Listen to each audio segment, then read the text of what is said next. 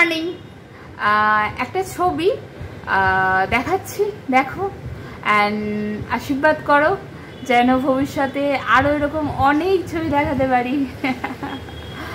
তো ব্যাপারটা হচ্ছে ইনফার্টিলিটি, খুব ছোট্ট একটা শব্দ। যারা ভুগেছেন তারাই জানেন জিনিসটা কি কঠিন, কি সাংঘাতিক, কি খারাপ, জানো তো। যে যে কাপল এই সমস্যায় ভোগে তারাই জানে যে এই সমস্যা কি বিচ্ছিরি। আর আজকাল এত বেড়ে গেছে, বেশিরভাগটাই হচ্ছে অফ আননোন কজ, ঠিক আছে, ওই যে ফাংশনাল লেভেল বলি বারবার। তো এনার না, ইনি অ্যাকচুয়ালি হোমিওপ্যাথির ওপর এতটাই ভরসা রেখেছিলেন, ইনি প্রায় বেশ কয়েক বছর ওষুধ খেয়েছেন। অ্যান্ড ইনি মানে বেশ কয়েক বছর বলছি, মানে ইনি বিয়ের আগে থেকেই হোমিওপ্যাথি ওষুধের ওপরেই চলেন, কোনো সমস্যা হলে হোমিওপ্যাথি ওষুধই খান। আর ইনি যেহেতু নিজে মেডিকেল ফ্যাটার্নিটির লোক, মানে মানুষ, সেই জন্য উনি নিজের ক্ষতি করেননি উল্টোপাল্টা জিনিসপত্র, উল্টোপাল্টা ওষুধপত্র খেয়ে।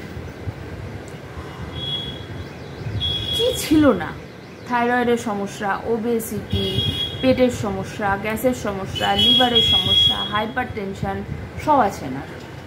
You name it and you have it, সব আছে না। কিন্তু সেই সব কিছু পেরিয়েও উনি যেহেতু বিয়ের আগে থেকে বিভিন্ন ধরনের সমস্যার জন্য ওষুধ খাচ্ছেন, তাই বিয়ের পরে ইনফার্টিলিটির চক্র যখন উনি বুঝতে পারলেন যে ইনফার্টিলিটি আসছে, এটা কিন্তু ওনাকে বেশি দিন ভুগতে হয়নি। তো আশীর্বাদ করো যেন এরকম আরও অনেক ছবি তোমাদের দেখাতে পারি। অ্যান্ড হয়েছে তো বেশ কিছুদিন আগেই, বেশ কয়েক মাস আগেই আমরা এই ছবিটা পেয়েছি।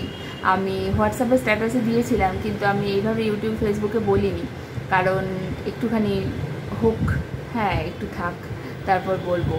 তো যেহেতু ব্যাপারটা সত্যিই চাপের, মানে বুঝতেই পারছো, তোমাদের আশীর্বাদ খুব দরকার, মানুষ হোক বড় হোক। অ্যান্ড এখন গাইনিকোলজিস্ট বলে দিয়েছেন যে ঠিক আছে, সব কিছু স্টেবল, সাবধানে থাকুন, ঠিকঠাক করে খাওয়া দাওয়া করুন অ্যান্ড অল। এমনিতে কোনো ওষুধ আর ওনার চলছে না, এখন ভালো আছেন। তোমরা আশীর্বাদ করো, ছেলে মেয়ে যেই হোক না কেন সুস্থ শরীরে হোক, মা বাচ্চা সুস্থ থাকুক, আর কিছু চাই না। বাই।